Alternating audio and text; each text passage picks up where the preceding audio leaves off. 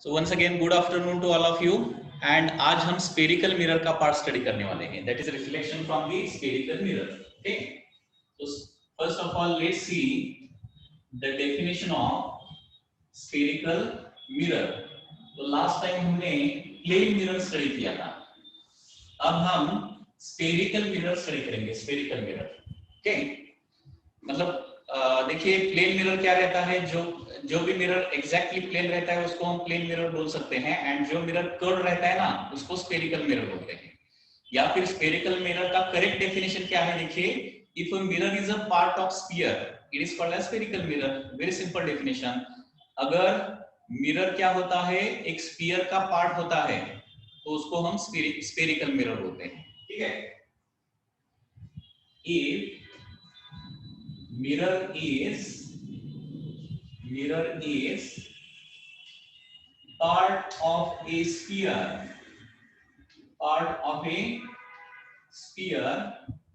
then it is called as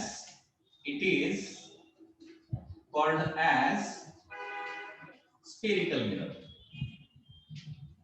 Okay, spherical mirror, very simple definition. देखिए, अगर mirror क्या होता है, एक स्फीयर का पार्ट होता है, मतलब मिरर का सरफेस ऐसा कर्व होना चाहिए और वो किसी भी स्फीयर का एक छोटा सा पार्ट होना चाहिए, उसको बोलते हैं स्फेरिकल मिरर. तो इसमें तो कुछ डाउट नहीं होगा. ठीक है,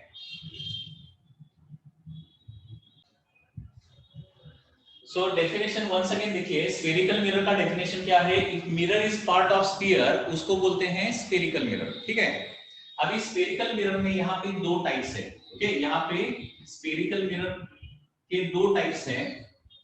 first type is called as concave mirror. Okay, first type of spherical mirror is the concave mirror and second type is convex mirror. ये तो बहुत इजी है. Okay, so there are two types of mirror, first is the concave mirror and second is the convex mirror. ठीक है, अभी concave mirror का मतलब क्या होता है, देखिए, अगर इनसाइड सरफेस रिफ्लेक्टिंग है, ओके, मतलब इनसाइड मतलब टुवर्ड्स सेंटर, मतलब स्फीयर का सेंटर अंदर रहता है, तो अंदर वाला सरफेस अगर रिफ्लेक्टिंग रहता है ना तो उसको बोलते हैं concave mirror. Okay, so if inside surface is reflecting, okay, if inside surface is reflecting it is called as if inside surface is reflecting it is called as concave mirror. And convex का मतलब क्या होता है, if outside surface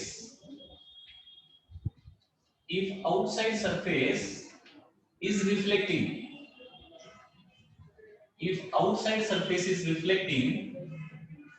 it is called as convex mirror. Okay, बहुत simple definition है. अगर inside surface reflecting होता है तो उसको कॉन्केव मिरर बोलेंगे, एंड अगर आउटसाइड सरफेस रिफ्लेक्टिंग होता है तो उसको कॉन्वेक्स मिरर बोलेंगे. फॉर एग्जांपल ये मुझे बताइए, कॉन्केव मिरर है कि कॉन्वेक्स मिरर है? Can you tell me this, whether it is a concave mirror और convex mirror? whether it is a concave mirror or convex mirror? Prathamesh Kadam is correct. हाँ, directly इस diagram से ये कॉन्वेक्स मिरर है कि कॉन्केव मिरर है हम बता नहीं सकते. ठीक है, तो उसके लिए क्या करना पड़ेगा, हमें यहाँ पे लाइंस दिखाना पड़ेगा. Can't tell, correct. ओके, तो सपोज यहाँ पे मैं इस तरह से लाइंस ड्रॉ करता हूं, तो अभी ये कौन सा मिरर हो जाएगा, this will B now concave. क्योंकि देखिए जिस साइड को हम लाइन ड्रॉ करते हैं ना उसके अपोजिट साइड रिफ्लेक्टिंग रहता है, मतलब रे कहां पे इंसिडेंट होगा, यहाँ पे इंसिडेंट होगा, एंड यहाँ से क्या होगा, उसका रिफ्लेक्शन हो जाएगा. ओके, सो जहां पे हमने लाइन ड्रॉ की है ना वो रिफ्लेक्टिंग सरफेस नहीं रहेगा, उसके अपोजिट वाला सरफेस रिफ्लेक्टिंग रहेगा। तो यहाँ पे inside surface is reflecting and therefore this is a concave mirror, this is a concave mirror, ठीक है। एंड सपोज सेम सरफेस मैंने ड्रॉ किया एंड अगर मैं लाइन यहां पे ड्रॉ करता हूं तो सरफेस इनसाइड या फिर आउटसाइड रिफ्लेक्टिंग होगा, यहाँ पे अभी आउटसाइड सरफेस रिफ्लेक्टिंग होगा and this will be the convex, मतलब rays will incident on this outside surface and reflection will take place like this and therefore this is a convex mirror, okay. So in this way you can identify whether it is a concave mirror or the convex mirror, ठीक है ना। अगर यहाँ पे ऐसा question दिया जाता है, ओके, इसका आंसर मुझे दे दीजिए। सपोज एमसीक्यू में ऐसा क्वेश्चन है कि there is a spherical mirror whose outside surface is silvered। Question क्या है देखिए, ठीक से सुनिए। There is a spherical mirror and it outside surface is silvered, silvered word रहता है हमेशा, देखिए outside surface is silvered. Outside surface अगर सिल्वर्ड है वो कॉन्केव मिरर होगा कि कॉन्वेक्स मिरर होगा? Which will be the correct, मतलब first concave, second convex, third is plane, fourth none of this. Correct option क्या आ जाएगा?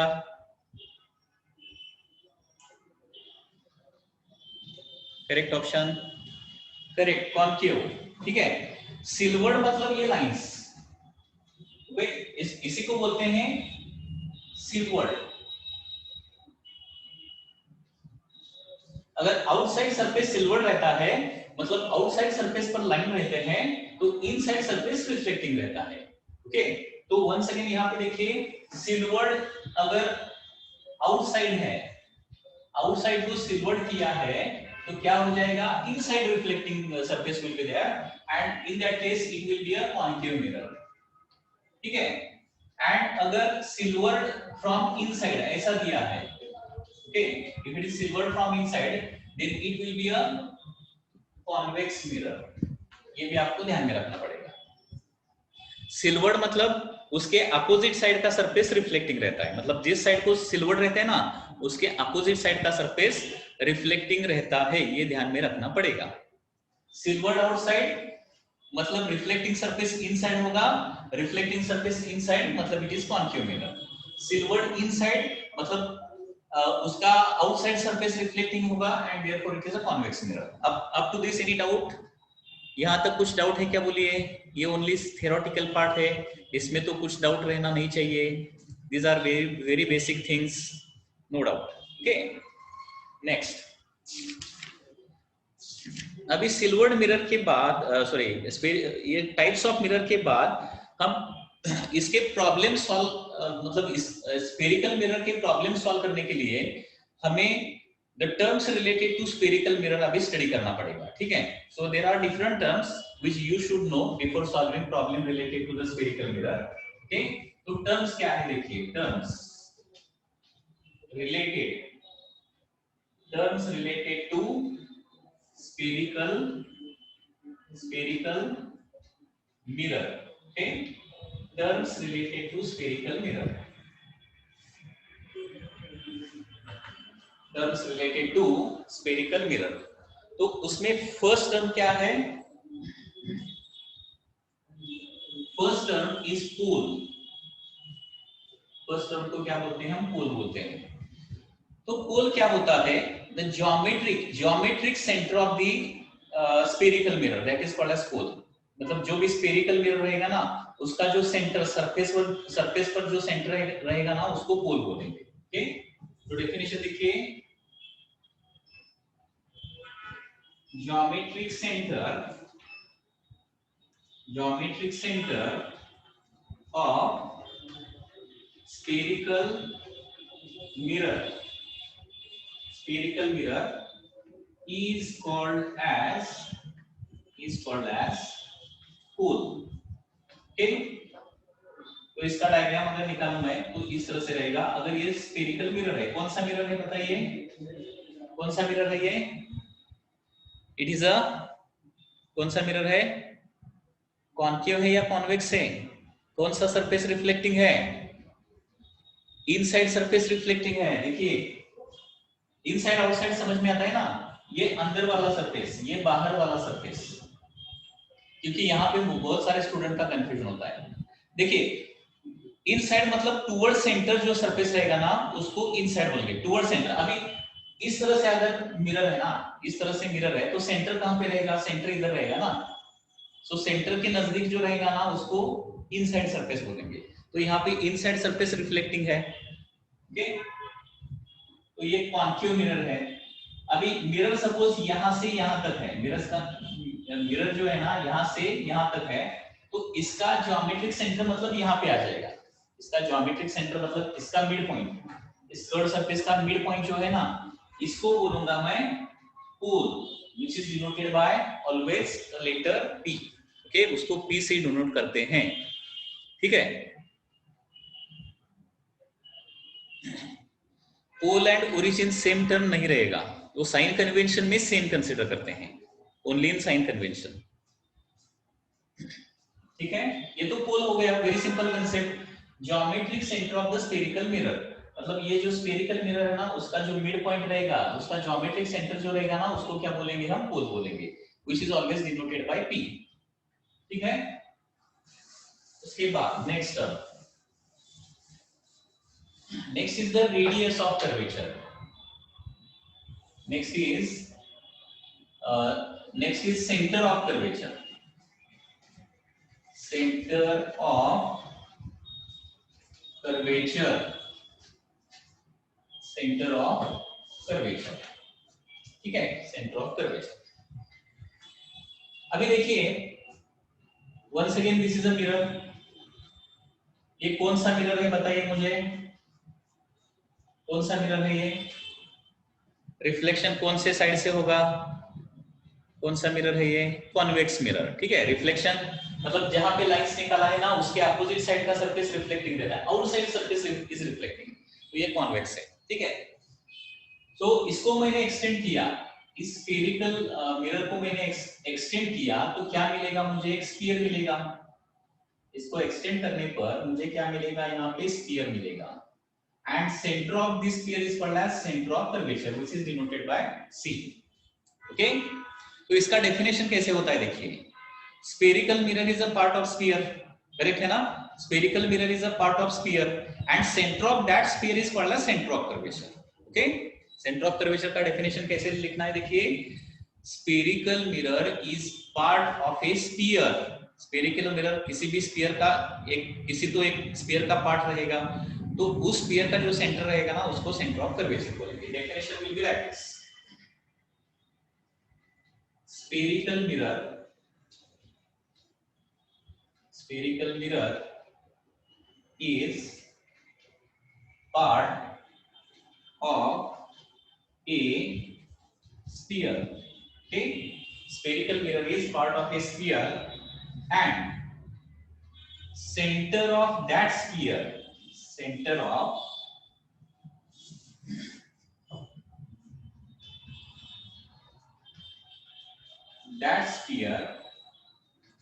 is called as center of curvature, center of curvature, okay, ठीक है। spherical mirror is a part of a sphere and center of that sphere is called as center of curvature,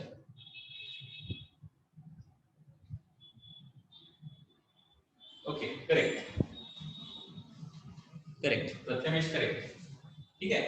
बहुत easy part है, देखिए आज के lecture में इतना मतलब सब कुछ इजी पार्ट ही रहेगा। उसके बाद third term that is radius of curvature,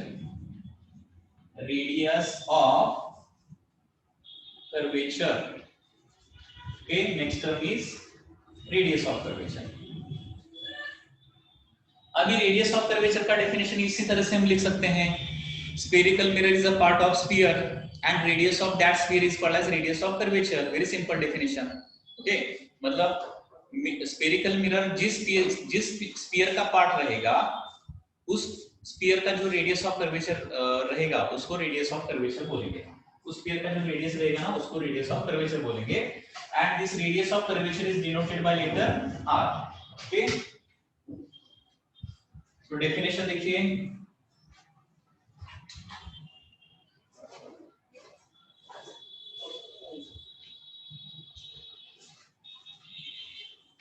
spherical mirror is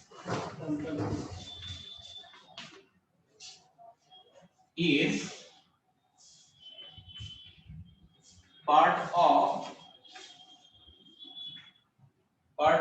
of a sphere. ठीक है, spherical mirror is part of a sphere and radius of that sphere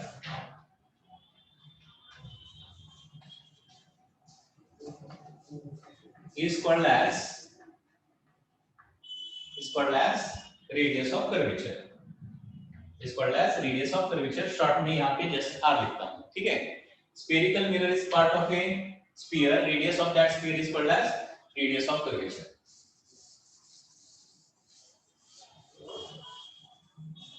हाँ, नेक्स्ट अब ये क्वेश्चन आपको पूछूंगा. ओके, क्वेश्चन क्या है देखिए. Question is that what is the radius of curvature of plane mirror. Tell me the answer. Plane mirror का radius of curvature कितना रहेगा. प्लेन मिरर का रेडियस ऑफ कर्वेचर कितना रहेगा. जल्दी से आंसर दीजिए. रेडियस रहता है, उसको रेडियस आपको बताना पड़ेगा. ऐसा क्वेश्चन हो सकता है, radius of curvature of the plane mirror कितना रहेगा.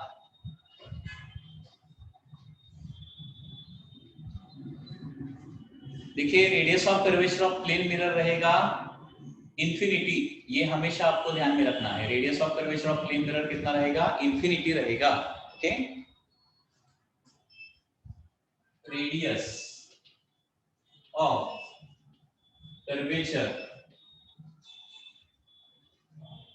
Of plane mirror, exactly plane mirror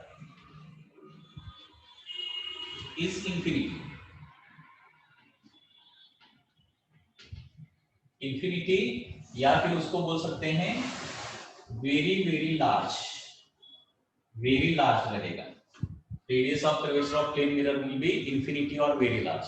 okay, इसका एक एग्जांपल देता हूं आपको. अर्थ भी स्फीयर है, आपको पता है ना. अर्थ प्लेन है या स्फीयर है. स्फीयर है, लेकिन हमें क्या लगता है वो प्लेन, मतलब हम जब ऑब्जर्व करते हैं अर्थ का सरफेस तो हमें क्या लगता है, it is like a plane surface. ऐसा क्यों होता है, क्योंकि हमेशा देखिए जब रेडियस बहुत बड़ा होता है ना, तो उस रेडियस का छोटा सा पोर्शन हमने लिया, उस रेडियस का छोटा सा पोर्शन लिया तो हमें प्लेन ही लगेगा. मतलब रेडियस बहुत ज्यादा होने पर हमें प्लेन सरफेस मिलता है. ओके, मतलब रेडियस इंफिनिटी होने पर एग्जैक्टली प्लेन सरफेस हमें मिलेगा. करेक्ट है ना. देखिए, सपोज ये बहुत बड़ा स्फीयर है, ये बहुत बड़ा स्फीयर है ना. ठीक है, इसका मैं छोटा सा, बहुत छोटा सा पोर्शन लेता हूं.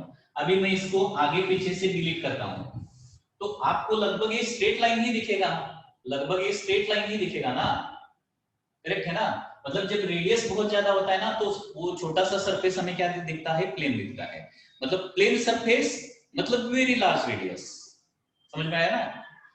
प्लेन सरफेस मतलब very large radius, and very large radius मतलब मतलब एग्जैक्टली प्लेन सरफेस मिलने के लिए रेडियस इंफिनिटी होनी चाहिए. हाँ, करेक्ट. तो हमेशा आपको पता होना चाहिए a small portion of very large radius हमेशा प्लेन ही मिलेगा. ओके, अर्थ इज स्फेरिकल, लेकिन हमें ऑब्जर्व करते वक्त वो स्फेरिकल नहीं दिखता. क्यों नहीं दिखता, बिकॉज अगर रेडियस बहुत ज्यादा होता है तो छोटा सा पोर्शन लेने पर वो हमें प्लेन ही दिखता है. ओके, कर्व नहीं दिखेगा. ठीक है. So radius of curvature of plane mirror is infinity और it is very large. Okay, ठीक है. तो रेडियस ऑफ कर्वेचर तो हो गया. Next is the principal axis. Principal axis. Okay, next term.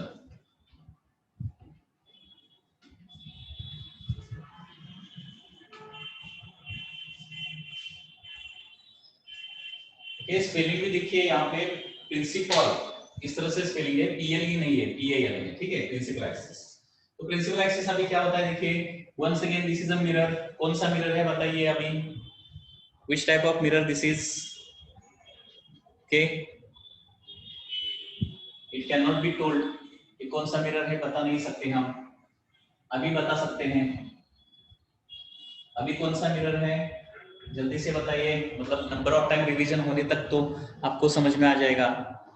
तो इसका इनसाइड सरफेस रिफ्लेक्टिंग होगा, इनसाइड सरफेस रिफ्लेक्टिंग होगा, सो this is a concave mirror. ठीक है, तो यहाँ पे क्या रहता है, यहाँ पे पोल रहता है, इधर किधर क्या रहेगा, सेंटर ऑफ कर्वेचर रहेगा। ओके, अभी प्रिंसिपल एक्सिस मतलब क्या रहता है, line passing through, line passing through centre of curvature and pole. Okay, इसको बोलेंगे प्रिंसिपल एक्सिस। ओके, डेफिनेशन देखिए, line passing through, line passing through, short में मैं लिखता हूं, ओके, एक तो टाइम वेस्ट हो जाएगा, line passing through C and T, ठीक है ना, line passing through C and T मतलब centre of curvature and pole is called as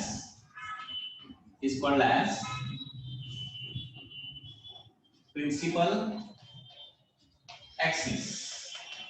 okay, is called as principal axis। ठीक है, ये तो हो गया principal axis. Next, principal axis हो गया, ठीक है, उसके बाद नेक्स्ट इज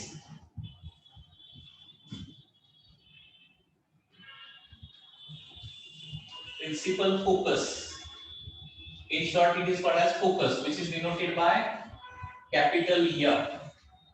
फोकस को हम कैपिटल F से डिनोट करते हैं। ठीक है, अभी फोकस क्या रहेगा देखिए, if a beam parallel to principal axis is incident on a mirror, मैं क्या बता रहा हूं देखिए, if a beam of light which is parallel to principal axis is incident on the mirror, okay, after reflection all rays meet at a common point।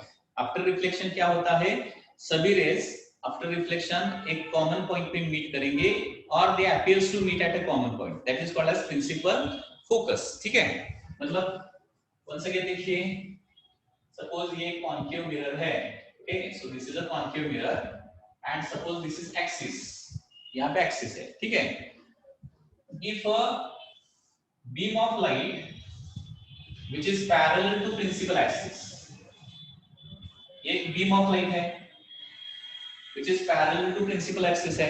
Okay, तो यहाँ पे parallel to principal axis incident करने पर after reflection all the rays actually meet, okay, actually meet or sometime they appears to meet, actually meet करेंगे after reflection, तो इसको बोलेंगे हम principal focus of the concave mirror. अभी convex mirror के लिए कैसा हो जाएगा देखिए, suppose this is a convex mirror, ठीक है, कॉन्वेक्स मिरर है and this is the principal axis. Okay, so once again देखिए, if a beam of light parallel to principal axis, once again देखिए, if a beam of light parallel to principal axis is incident on the mirror, if a beam of light parallel to principal axis is incident on the mirror, after reflection the rays will go away from each other like this। okay, so तो क्या हो जाएगा यहाँ पे, reflected raise तो आगे meet नहीं करेंगे, reflected rays will not meet in forward direction because after reflection they will move away from each other, and if they are extended in backward direction they appears to meet at a common point on the axis।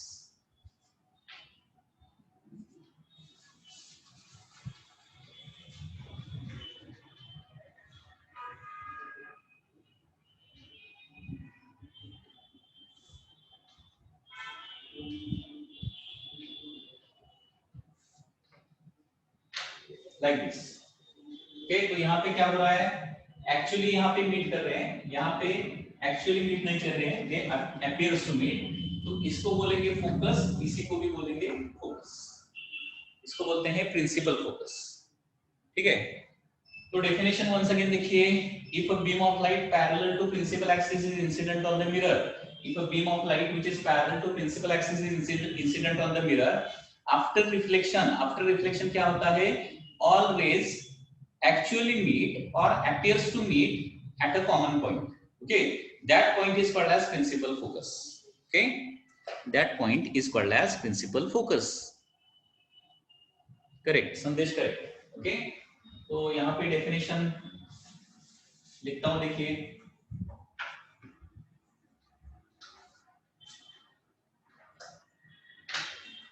if a beam of light parallel to principal axis, if a beam of light parallel to principal axis is incident on mirror,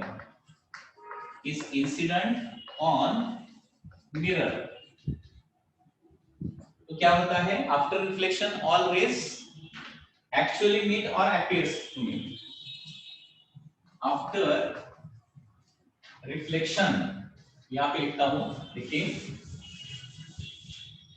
after reflection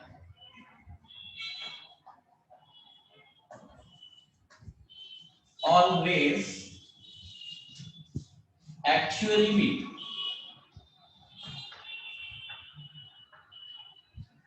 or appears to meet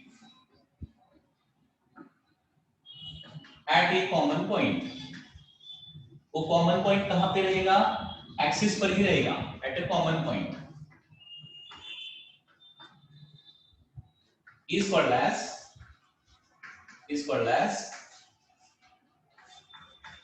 principal focus. इसको बोलेंगे principal focus. Okay, that is F.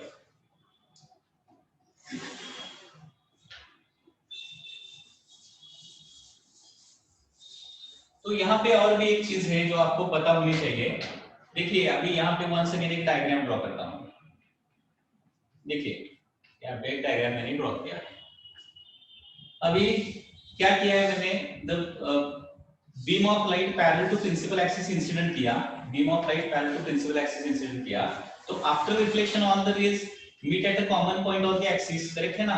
तो इसको क्या बोलते हैं, principal focus बोलते हैं. ठीक है, लेकिन ये इसमें मैंने आगे थोड़ा सा चेंज किया. चेंज क्या करूंगा, देखिए,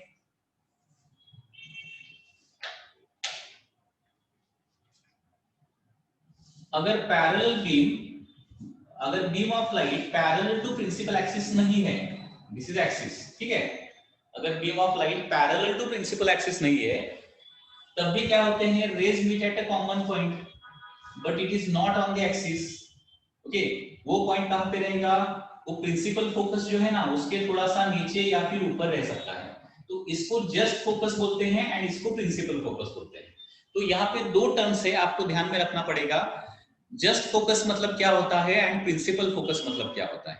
जस्ट फोकस का डेफिनेशन इस तरह से हो सकता है, if a beam of light is incident on the concave mirror, all rays meet at a common point, that point is called as focus. And principal focus मिलने के लिए क्या करना पड़ेगा, beam of light parallel to principal axis होना पड़ेगा. तो ये थोड़ा सा डिफरेंस है, ये भी आपको ठीक से पता होना चाहिए. फोकस एंड प्रिंसिपल फोकस थोड़ा सा डिफरेंस है. प्रिंसिपल फोकस मिलने के लिए क्या करना पड़ता है, beam of light parallel to principal axis होना चाहिए. मतलब यहाँ पे जो एक्सिस है ना, उसको क्या होना चाहिए, पैरेलल होना चाहिए. ठीक है, तभी हमें प्रिंसिपल फोकस मिलेगा. एंड प्रिंसिपल फोकस कहां पे रहेगा, प्रिंसिपल एक्सिस पर ही रहेगा. ओके, प्रिंसिपल फोकस कहां पे रहेगा, प्रिंसिपल एक्सिस पर रहेगा. एंड जस्ट फोकस मतलब आफ्टर मतलब वंस अगेन दूसरा एक हमने इंक्लाइन ऐसा बीम लिया, इंक्लाइन बीम लिया, after reflection here also reflected rays meet at a common point. यहाँ पे भी क्या होता है, रिफ्लेक्टेड रे कॉमन पॉइंट पे मिलते हैं ना, तो उसको क्या बोलेंगे, जस्ट फोकस बोलेंगे. वो प्रिंसिपल फोकस नहीं रहेगा. लेकिन वो फोकस कहां पे रहता है, प्रिंसिपल फोकस के ऊपर या फिर नीचे ही रहता है, आगे पीछे नहीं रहता. ये ध्यान में रखना है. तो हमेशा एक चीज ध्यान में रखिए, किसी भी मिरर पर हमने पैरेलल बीम इंसिडेंट किया किसी भी मिरर पर, मतलब स्फेरिकल मिरर, किसी भी स्फेरिकल मिरर पर हमने पैरेलल बीम इंसिडेंट किया तो after reflection rays meet at a common point and that point is called as focus. And अगर फोकस प्रिंसिपल एक्सिस पर रहता है ना तो उसको बोलते हैं principal focus, otherwise just focus. Okay, any doubt in this case?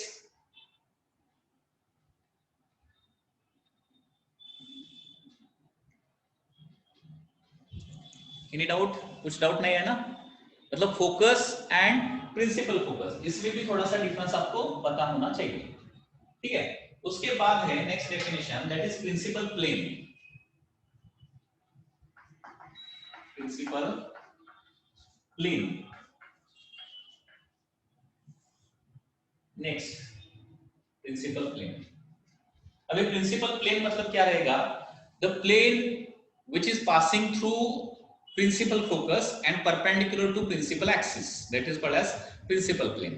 मतलब यहाँ पे देखिए प्रिंसिपल फोकस यहाँ पे है, सपोज प्रिंसिपल फोकस यहाँ पे है, तो इस पॉइंट से पास होने वाला प्लेन, इसी पॉइंट से पास होने वाला प्लेन एंड एक्सिस को परपेंडिकुलर होना चाहिए, मतलब इस तरह से वो प्लेन रहेगा, इनवर्ड आउटवर्ड प्लेन रहेगा। समझ में आ रहा है ना मैं क्या बोल रहा हूँ? उसको बोलेंगे प्रिंसिपल प्लेन। अभी प्रिंसिपल प्लेन का इंपॉर्टेंस क्या है देखिए, अगर पैरेलल बीम किसी भी डायरेक्शन में हम इंसिडेंट करते हैं ना, मैं क्या बोल रहा हूँ देखिए, पैरेलल बीम ऑफ लाइट हम किसी भी डायरेक्शन से इंसिडेंट करते हैं ना, तो after reflection all rays meet on a principal plane. Okay, all rays will meet on a principal plane, मतलब सभी रेज क्या होते हैं, प्रिंसिपल प्लेन पर ही इंसिडेंट होते हैं, हमेशा प्रिंसिपल फोकस पर इंसिडेंट नहीं करेंगे।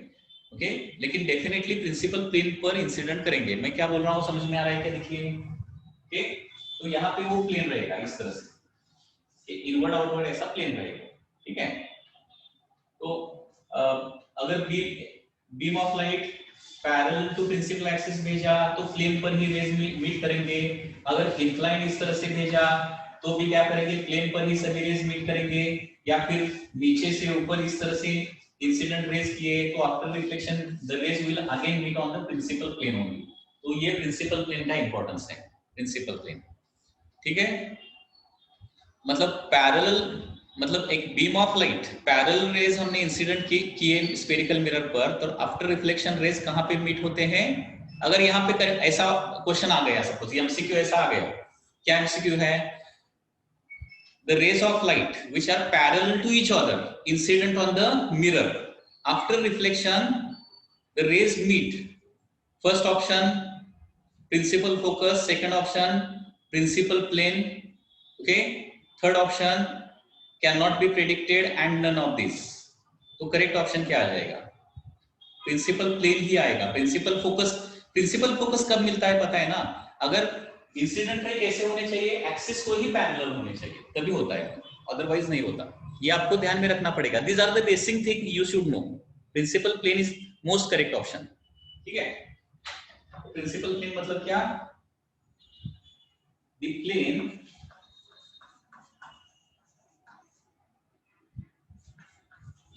passing through,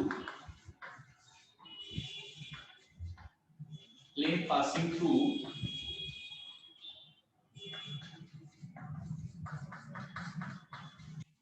principal focus and perpendicular to axis, perpendicular to principal axis,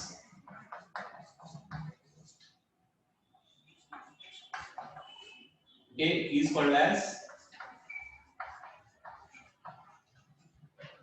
okay, principal plane, ठीक है। शॉर्ट में मैंने लिखा है उधर, उसको हम प्रिंसिपल प्लेन बोलते हैं।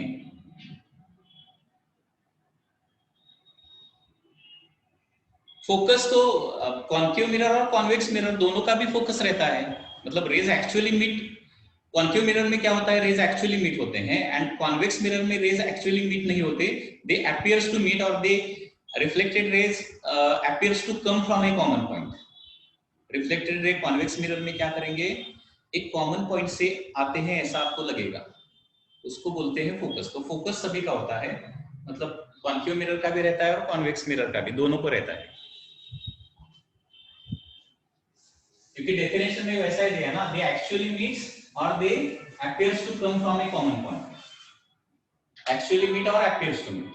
एक्चुअली मीट मतलब सभी रेस आफ्टर रिफ्लेक्शन एक ही पॉइंट पे मिल जाएंगे, एंड कॉन्वेक्स मिरर में क्या होता है, appears to meet मतलब एक पॉइंट से आते हैं ऐसा हमें लगेगा, एक ही पॉइंट से, ठीक है। प्रिंसिपल प्लेन, उसके बाद focal length. Next focal length, focal length is denoted by letter small F. देखिए कैपिटल एफ फोकस को रिप्रेजेंट करते हैं। प्रिंसिपल प्लेन का डायग्राम समझ में आया क्या? देखिए प्रिंसिपल प्लेन का डायग्राम यहाँ पे ही ड्रॉ करता हूँ, प्रिंसिपल प्लेन का डायग्राम। तो यहाँ पे सपोज कॉन्केव मिरर है, ओके, दिस इज एक्सिस। अगर यहाँ पे प्रिंसिपल फोकस है तो यहाँ पे एक प्लेन रहेगा, इस तरह से एक प्लेन, 3 डायमेंशनल ड्रॉ करना है तो इस तरह से ड्रॉ करना पड़ेगा। फोकस में से पास होने वाला and the plane which is perpendicular to principal axis, that is called as principal plane. ठीक है ना? Any doubt? प्रिंसिपल प्लेन में कुछ नहीं ना। फोकल लेंथ, फोकल लेंथ देखिए अभी, the distance between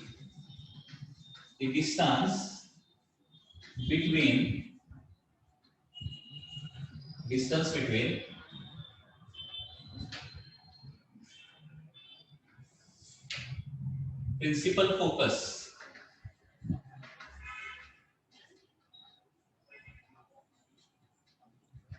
focus and pole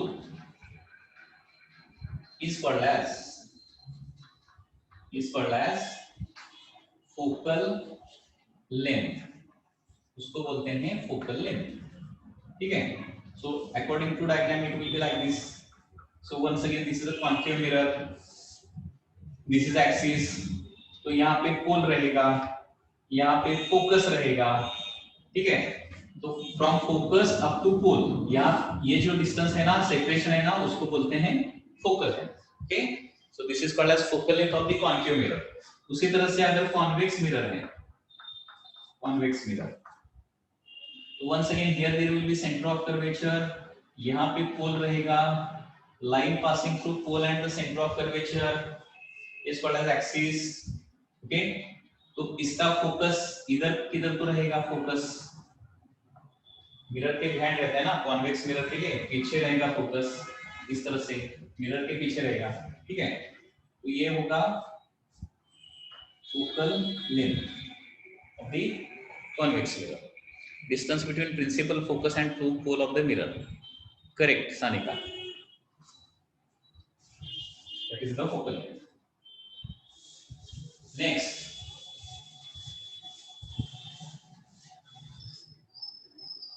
next term है यहाँ पे important term, that is aperture.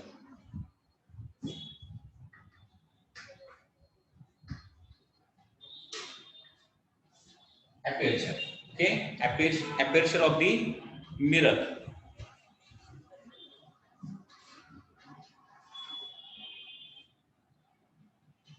Aperture मतलब क्या रहता है? देखिए, इफेक्टिव रिफ्लेक्टिंग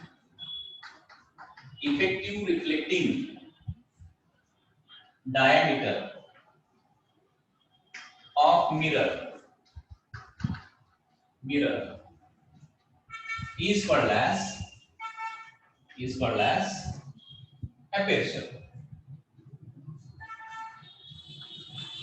okay, aperture हो तो effective reflecting diameter of the mirror, या फिर उसको शॉर्ट में ऐसा कोई बोल सकते हैं, diameter of mirror is called as aperture. अभी डायमीटर ऑफ मिरर मतलब क्या है? मतलब एपर्चर मतलब 2 टाइम्स रेडियस नहीं आएगा, ये ध्यान में रखिए, क्योंकि एपर्चर थोड़ा सा डिफरेंट थिंग है। तो कुछ लोगों को ऐसा लग सकता है यहाँ पे रेडियस r है तो डायमीटर क्या रहेगा? 2r रहेगा। वो 2r भी, ये 2r लेकिन एपर्चर नहीं है। Okay, so aperture is a different thing. अभी देखिए, सपोज इस तरह से एक स्फेरिकल मिरर है, ओके, ये स्फेरिकल मिरर है, करेक्ट है ना? ये 3 डायमेंशनल स्फेरिकल मिरर मैंने निकाला है, 3 dimensional spherical mirror. Outside surface is silvered, outside surface हमने यहाँ पे सिल्वर्ड किया है, तो इनसाइड सरफेस रिफ्लेक्टिंग रहेगा, एंड ये क्या रहेगा? कॉन्केव मिरर रहेगा। तो ये जो डायमीटर है ना, ये डायमीटर, इस डायमीटर को बोलते हैं aperture, capital D, aperture. Okay, तो समझ में आ रहा है कि देखिए, या फिर ऐसा भी, इसका ऐसा भी डायग्राम ड्रॉ कर सकते हैं, या फिर इस तरह से देखिए, 2 डायमेंशन में ऐसा निकालेंगे। सपोज ये मिरर है, कॉन्केव मिरर है, तो यहाँ पे, यहां से यहां तक जो डिस्टेंस है ना, इसको भी एपर्चर बोल सकते हैं, aperture. This is called as aperture. Aperture समझ में आ रहा है क्या? देखिए एपर्चर। अभी यहाँ पे मैं एक क्वेश्चन पूछ सकता हूँ, aperture is equal to 2r कब रहेगा? हो सकता है एक ही कंडीशन में हो सकता है, aperture is equal to 2 times radius of curvature. r मतलब मैं रेडियस ऑफ कर्वेचर अभी ले रहा हूँ, ठीक है? तो aperture is equal to 2 times radius of curvature हो सकता है, एक ही कंडीशन में हो सकता है। कब हो सकता है बताइए? इसलिए एक मैं डायग्राम निकालूंगा, अगर किसी को लगता है तो बताइए, अभी इसका आंसर आता है तो बताइए। हाँ करेक्ट संदेश, करेक्ट। ओके, देखिए सपोज ये स्फीयर है, स्फीयर, ठीक है, एंड यहां से यहां तक इस स्फीयर का पार्ट एक मिरर है, ये कॉन्केव मिरर है, ठीक है? तो ये स्फीयर का सेंटर यहां पे रहेगा, तो इसका रेडियस ऑफ कर्वेचर इतना रहेगा, ठीक है? एंड एपर्चर कितना रहेगा? यहां से यहां तक स्ट्रेट लाइन लेंथ है ना, ठीक है ना, स्ट्रेट लाइन लेंथ, यहां से यहां तक जो है ना, उसको बोलते हैं एपर्चर। अब इस डायग्राम में समझ में आ रहा है कि देखिए, इसको बोलते हैं एपर्चर, ओके, एंड इसको रेडियस ऑफ कर्वेचर, ठीक है? अभी रेडियस ऑफ मतलब diameter is equal to 2 times radius of curvature होने के लिए मिरर कहां से कहां तक होना चाहिए? देखिए, मतलब एक diameter is equal to 2 times radius होने के लिए ये जो मिरर है ना, यहां से यहां तक होना पड़ेगा। ऐसा अगर मिरर होता है ना, तो क्या हो जाएगा उस केस में? ये हो जाएगा आपका aperture, okay, and this will be radius of curvature and diameter will be 2 times radius of curvature, मतलब aperture is 2 times radius of curvature हो सकता है, लेकिन कौन से केस में? ओनली अगर स्फेरिकल मिरर हेमिस्फीयर है, तो हाफ पार्ट कंप्लीटली है ना, तो होता है, अदरवाइज नहीं होता, ओके? तो ये आपको ध्यान में रखना है। सो वंस अगेन डायग्राम ठीक से समझिए, aperture and radius of curvature, इसका रिलेशन भी आप निकाल सकते हैं बाय यूजिंग ज्योमेट्री। इन दोनों में रिलेशन क्या रहेगा, वो रिलेशन भी आप निकाल सकते हैं। This is radius of curvature and suppose mirror यहां से यहां तक है, this part is only mirror, इसको बोलूंगा मैं एपर्चर, डी, एपर्चर, ओके?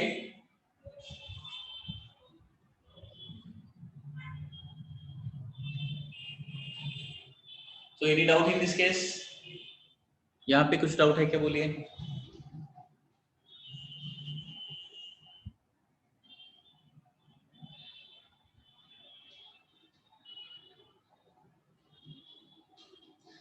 अभी फोकल लेंथ का और एक रिलेशन है, F is equal to R by two, लेकिन वो प्रूफ करना है हमें, ओके? प्रूव करना है, वो थोड़ा सा बाद में देखेंगे फोकल लेंथ का पार्ट, ठीक है? F is equal to R by two तो आपने पढ़ा या पढ़ा होगा, उसका डेरिवेशन पढ़ा है का? F is equal to R by two क्यों आता है पता है? नहीं पता है ना, इसलिए मैंने नहीं लिया, क्योंकि उसका मैं डेरिवेशन अभी पढ़ाने वाला हूं आपको, ठीक है? हाँ, तो एपर्चर का मीनिंग पता चला ना, ये तो एपर्चर का मीनिंग हो गया। अभी नेक्स्ट आता है show that focal length of a mirror is always equal to radius of curvature divided by 2 रहता है। ये अभी हम पढ़ने वाले हैं। देखिए, मतलब रेडियस ऑफ कर्वेचर अगर दिया जाता है ना, तो radius of curvature divided by 2 हमने किया, तो हमें क्या मिलेगा? हमेशा फोकस मिलेगा। तो इसका मीनिंग ऐसा भी होता है, इसका मीनिंग क्या होता है? देखिए, यहाँ पे एक मिरर है, suppose this is mirror, this is principal axis, okay? अगर यहाँ पे सेंटर ऑफ कर्वेचर है, यहाँ पे सेंटर ऑफ कर्वेचर है, यहाँ पे पोल है, तो फोकस कहाँ पे रहेगा? मिड पॉइंट पर रहेगा, मतलब सी एंड पी का मिड पॉइंट हमेशा फोकस रहता है, ये आपको ध्यान में रखना पड़ेगा, ठीक है? सी एंड पी का मिड पॉइंट फोकस रहेगा।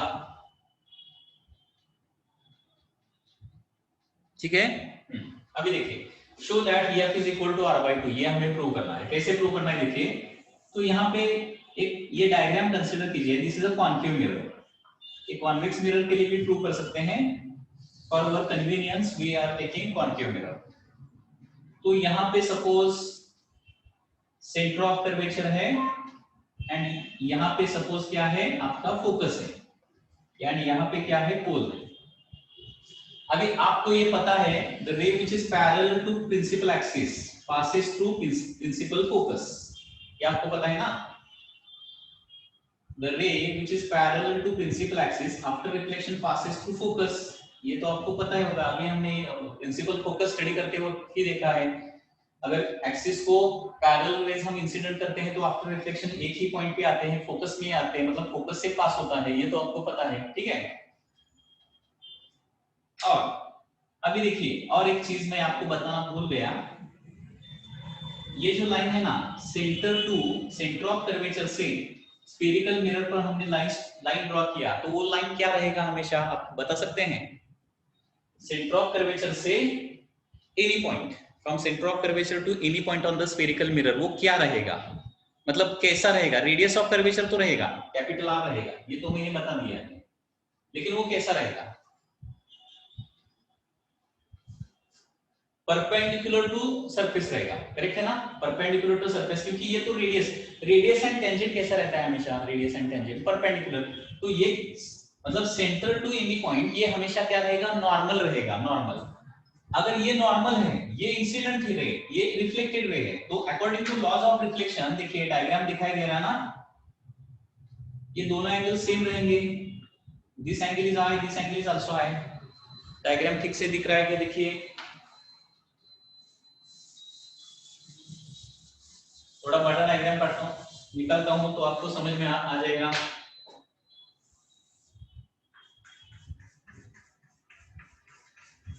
देखिए this is principal axis, the ray which is principal axis passes through the, suppose यहाँ पे फोकस है, passes through फोकस, ये तो आपको पता है, ये एक रे हो गया। उसके बाद यहाँ पे सेंटर ऑफ कर्वेचर रहेगा, centre of curvature to this point, suppose ये पॉइंट क्या है, O पॉइंट कंसीडर करता हूँ, तो C2O क्या रहेगा, नॉर्मल ही रहेगा, C2O नॉर्मल रहेगा। According to laws of reflection angle of incidence is equal to क्या रहेगा, एंगल ऑफ रिफ्लेक्शन रहेगा, ये दोनों एंगल सेम ही रहेंगे ना, angle of incidence is equal to angle of reflection. ठीक है, तो अभी आप मुझे बताइए डायग्राम देख के यहाँ पे कितना एंगल आ जाएगा, बताइए यहाँ पे, दिस इज पॉइंट P, ये एंगल कितना रहेगा, यहाँ पे मैंने I एंगल दिखाया, इन टर्म्स ऑफ I ही आपको बताना है, in terms of I, okay, क्योंकि यहाँ पे देखिए ये Z है, अल्टरनेट एंगल, ये इधर जितना एंगल रहेगा उतना ही एंगल इधर रहेगा। यहाँ पे एंगल कितना रहेगा, क्या बता सकते हैं? यहाँ पे कितना रहेगा, नेक्स्ट फोकस के नजदीक एंगल कितना रहेगा, can you tell me? Focus के नजदीक एंगल कितना रहेगा? 2i रहेगा, करेक्ट, क्योंकि देखिए this ray, incident ray and axis are parallel and this is the intersecting line, तो यहाँ पे ये जो टोटल एंगल रहेगा ना, उतना एंगल इधर रहेगा, ये टोटल एंगल जितना रहता है उतना एंगल इधर रहेगा ना, तो ये टोटल एंगल 2i है, तो ये 2i रहेगा।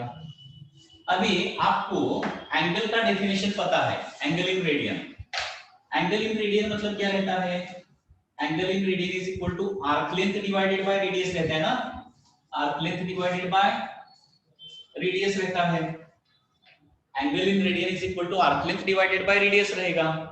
ठीक है, प्लेन एंगल, तो यहाँ पे पहले I, इस एंगल के लिए फॉर्मूला लिखता हूँ, I इज इक्वल टू, इसके लिए आर्क लेंथ क्या रहेगा, फॉर एग्जांपल ये पॉइंट PO है, तो आर्क लेंथ P2O रहेगा, ये तो आपको समझ में आ रहा है ना, डिवाइडेड बाय इसका रेडियस मतलब कैपिटल R रहेगा, arc length divided by radius, ये समझ में आया क्या? देखिए यहाँ पे कुछ डाउट है क्या? I के लिए मैंने फॉर्मूला लिखा है, I is equal to arc length divided by radius, तो इसका आर्क लेंथ इतना ही रहेगा ना, and from this point up to this point ये रेडियस रहेगा capital R, that is radius of curvature. Okay, ठीक है। उसके बाद मैं क्या करूंगा, 2i के लिए भी फॉर्मूला लिखूंगा, 2i के लिए, ये अभी सेंटर लीजिए, तो इसके लिए भी आर्क लेंथ उतना ही है, आर्क लेंथ उतना ही है, लेकिन इसका रेडियस क्या रहेगा, फोकल लेंथ रहेगा PO बाई F। तो ये दो रिलेशन हमें मिल गए, तो यहां पे क्या करूंगा, I यहां पे रिप्लेस करूंगा मैं,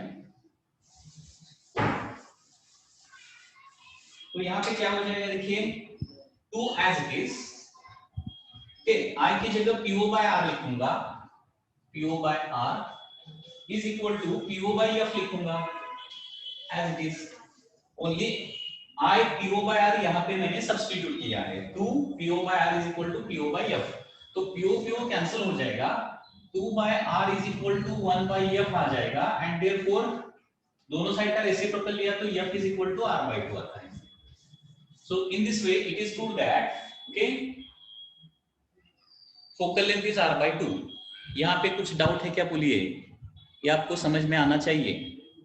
any doubt in this case, जल्दी से बताइए, टाइम बहुत कम है, समझ में आ रहा है ना। यहाँ पे मैंने एक सिंपल डायग्राम ड्रॉ किया है और यहाँ पे laws of reflection only apply किया है, लॉज ऑफ रिफ्लेक्शन। ओके, तो अगर यहाँ पे कुछ डाउट है तो ये वीडियो रिपीटेडली आप देख लीजिए, तो आपको फिर से समझ में आ जाएगा। ओके, अगर और कुछ डाउट है तो नेक्स्ट लेक्चर में आपको ये बताऊंगा।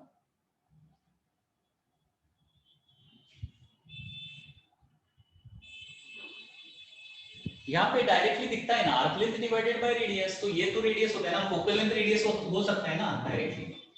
Okay, focal length can be radius, and यहाँ पे और भी एक कंसेप्ट है, वो नेक्स्ट लेक्चर के लिए आपको बताऊंगा, marginal rays and paraxial rays. Okay, generally ये रिलेशन जो है ना वो पैराक्सियल रेज के लिए ही वैलिड होता है, मार्जिनल रेज के लिए वैलिड नहीं होता, ये नेक्स्ट लेक्चर को हम देखेंगे, ठीक है।